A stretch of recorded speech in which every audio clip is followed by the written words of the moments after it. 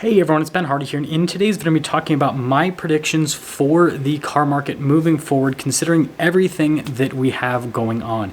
Before we get into this video though, as always, if you want to save time and money the next time you purchase a car, link to my car buying guide in the description down below. And then if you want to see more videos just like this, then I recommend you subscribe because I post content every single day. Let's get into it.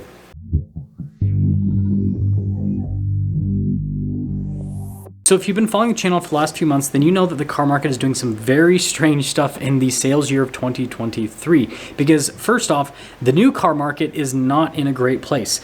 Retail sales are declining, retail prices are also declining at the same point. And so what we're seeing is a softening within the new car market. The only segment within the new car market that's really skyrocketing right now is fleet sales. And obviously that's completely outside of the retail world. And then there are other segments that are still, really hot, but they're not nearly as hot as the fleet sales. For example, super high-end luxury cars, those are still really hot on the new car side of things.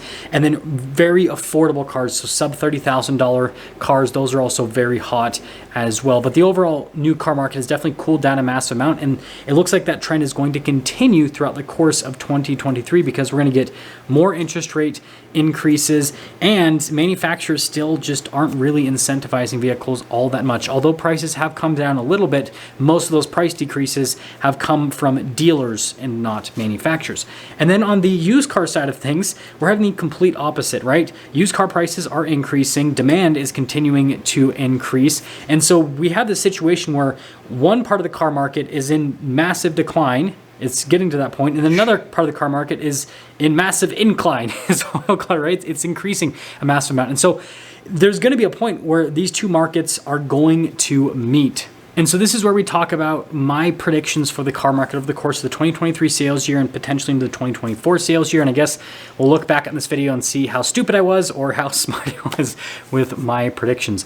So on the new car market side of things, I think that we're going to continue to see slow decline and a slow reaction from automakers to that decline, because the thing that's happening right now is automakers just don't really want to do anything to improve sales. Dealers are currently doing all of the legwork. Yes, there are some dealers that still have this pipe dream that they can sell cars for tons of money that are not currently in massive demand. But for the most part, most dealers have realized that the new car market has shifted, especially if they represent certain product that has a lot of inventory currently. And so they're discounting the vehicles quite substantially. I mean, there are some brands where you can not only get invoice very readily, you can get well below invoice on certain vehicles because the dealers just want to put together car deals on those vehicles because those vehicles are not selling. And so that trend, I'm going to go on a limb and say, is going to continue to bleed into other manufacturers as their inventory increases, because as an industry, the new car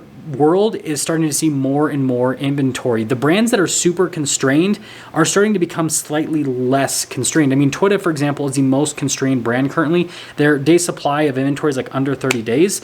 Well, that's better than what it was about a year ago. So it is improving. And so as more and more manufacturers start to have their inventories increase and get above that 60-day level and potentially into the 100+ day level, which we have several manufacturers that have over 100 days worth of supply, then we're going to see more and more dealers discounting, and eventually we're going to see the manufacturers come in. But judging by the posturing from different manufacturers, they're more willing to stop production on vehicles to basically keep their pricing power rather than give discounts to consumers. And so I see it being this back and forth fight over the course of most of the 2023 sales year and potentially the 2024 sales year, where manufacturers just do what GM did, where they just cut production to keep supply lower so they don't have to release discounts, and they just continue to not release discounts until probably the last moment. And then they'll release a little bit of discount and they'll realize it's not enough and it's a little bit too late. And then manufacturers after that point will have to act, I would say, in a massive amount to really improve volume with much larger discounts. Now, in terms of the time frame with all of this happening, I think it's probably going to take at least the course of most of this sales year and potentially into next year for manufacturers to really ramp up with these discounts once they realize how bad the situation has become on the retail side of things with brand new cars. And so this leads us into my predictions for the used car market. And when it comes to the used car market, I foresee the used car market continuing to creep up until we get some sort of big reaction from manufacturers on the new car side of things, because although used cars are way more expensive than what they have been in the past, when you look at historical numbers, used cars are still far more affordable than new cars currently. I mean, the example that I gave in a previous video that I want to give in this video is with the Jeep Grand Cherokee. You can pick up a very nice pre-owned Grand Cherokee, like a 2018, 2019, 2020, in the $30,000 range. Whereas if you want that same, level of equipment in a brand new one, you're gonna be paying well over $50,000. And the problem here is that these prices don't have any pressure to come down on the used car side of things, not just because of the supply and demand, but also because there's fewer people purchasing those brand new Grand Cherokees, so there's fewer brand new Grand Cherokees on the used car market, and so then that means that there's not going to be downward pressure from the newer product being available on the used side of things. And so it's kind of like a positive feedback loop, and the Grand Cherokee is one example. There are many other vehicles that fall into this category as well.